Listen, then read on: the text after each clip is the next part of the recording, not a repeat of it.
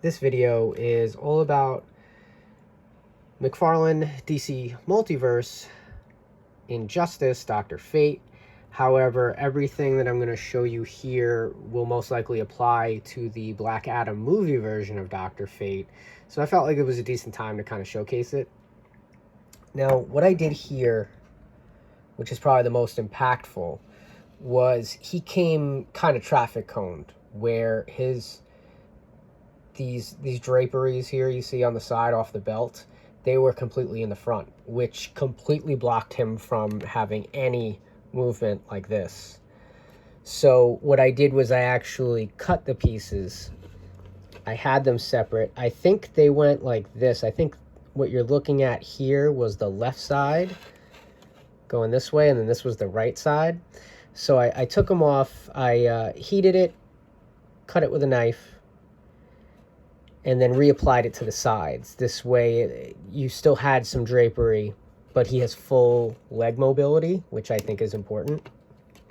Dr. Fate's not a character that needs to be using too much agility, but you know, he will raise his thighs ever so often, especially when levitating or casting a big spell.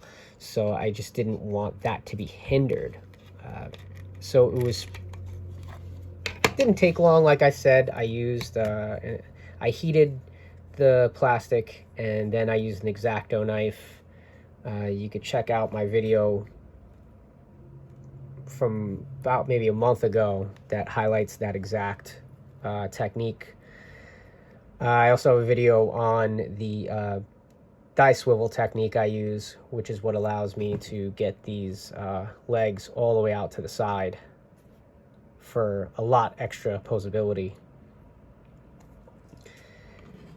Now, for what I have more specific, and probably what you've already seen in the photo galleries, is I happen to have a couple of cool pieces that I thought worked really well. Dr. Fate, depending on where you're watching him, I'm not sure what he'll do in the Black Adam movie. We still have, like, I think 2 weeks until it comes out or whatnot. He will use sometimes spells that almost look like constructs, like Green Lantern style. And I was always a big fan of those. So what I did was I rummaged through my fodder bin, and I found a couple of really cool pieces. And I ended up finding these specifically Skylanders accessories that worked really well size-wise. So that's where all these are from. Bear with me because I never actually played Skylanders. I just bought the toys for really cheap when they came out because I had a feeling I'd be able to customize a lot of the pieces in the future. And sure enough, here I am a couple years later after buying them on clearance at GameStop for like $1 each. And they're pretty cool accessories. Like, we got kind of like an open glove hand here. Looks a little tech-like, but it works. This is a little more straightforward, just a big fist. And then I also have this hammer that I took off of another Skylanders character. I'm not 100% sure on how to implement this hammer just yet, but it's going to look great once I do. I love its size. And yeah, I do have some green pieces from Skylander accessories that I do plan on creating Green Lantern accessories out of.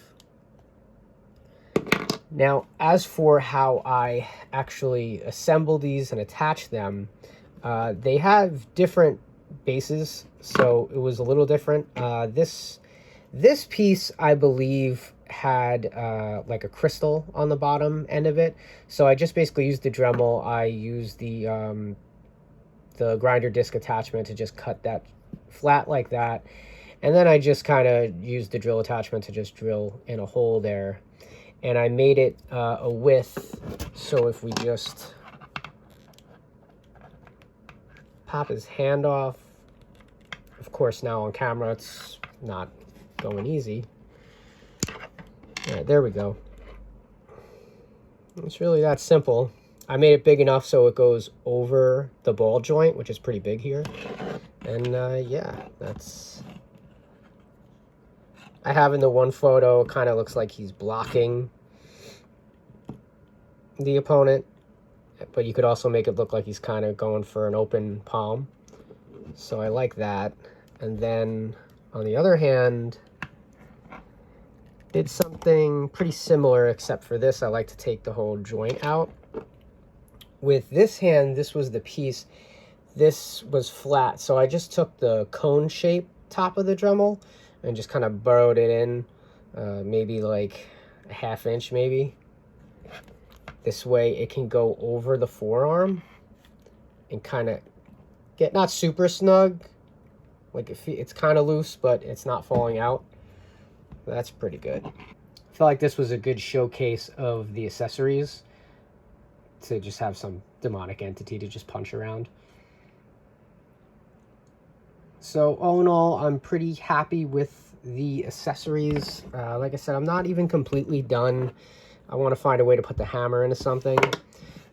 But I think, even though I really love what I did with the hands, I still think freeing the torso and the thighs up out of the figure was actually the most constructive thing to do.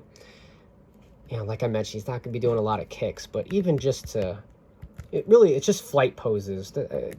Dr. Fate is like levitating and like flying most of the time, so it's kind of, I felt like it was weird to not have his leg come up any higher. That I wasn't getting it any higher than that, and that just makes him look like he's going to trip. So yeah,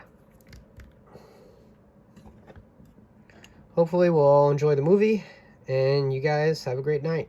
Thanks for watching. Bye.